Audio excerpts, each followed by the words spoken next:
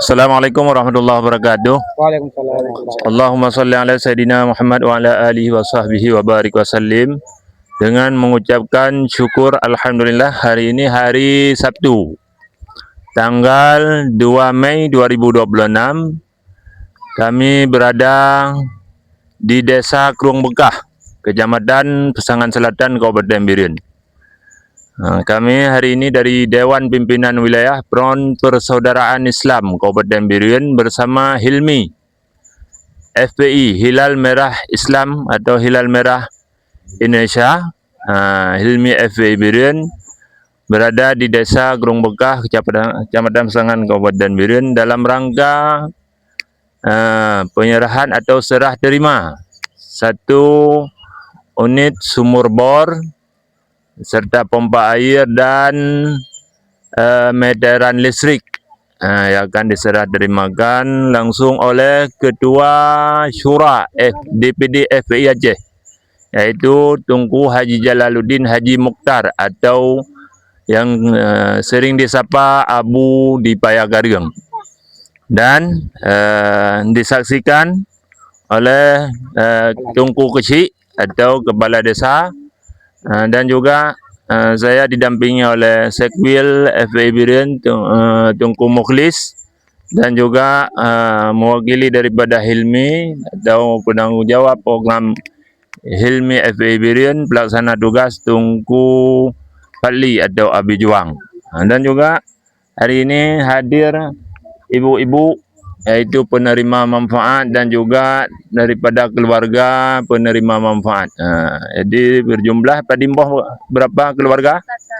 7 kakak yang menerima manfaat daripada sumur bor ini. Sumur bor ini bantuan daripada DPP Hilmi FPI dan juga bekerjasama dengan BMU, Barisan Muda Umat, dan Yayasan As-Sa'adah. Jadi 3 lembaga yang membantu untuk program sumur bor ini. Ini sumur bor titik yang pertama yang kita bangun di Krung Bekah, sedangkan titik yang kedua sedang dalam tahap penyelesaian pengoborannya. Dan ini akan dipasang batu prasasti oleh Ketua Syura DPD FPI Aceh, yaitu Abu di Payagareng. Kepada Abu Paya kami persilakan.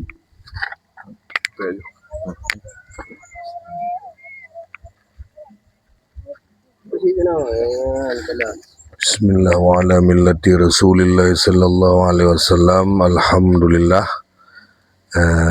Penyematan prasasti bantuan sumur bor untuk korban banjir bandang Desa Krung Bekah, Pesangan Selatan, Kabupaten Biren. Ucapan terima kasih kami sekeluarga atas nama masyarakat di Krung Bekah menerima bantuan dari Hilmi FPI beserta dengan BMU dan Yayasan As-Sa'adah. Semoga menjadi amal jariah dan selalu bermanfaat sampai bila-bila, dan menjadi amal tambahan bagi para donatur. Alhamdulillah. Assalamualaikum warahmatullahi wabarakatuh. Bismillahirrahmanirrahim.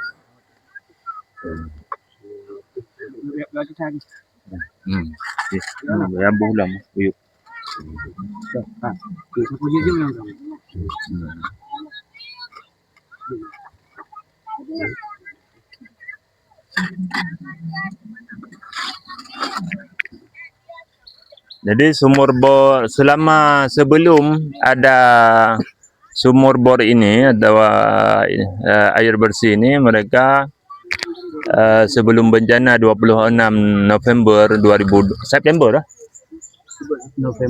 November kejadiannya. November September November 26 September November. Sebelum kejadian bencana 2025 kemarin atau 26 November, Masyarakat di sini yang 7 kakak ini mengambil air di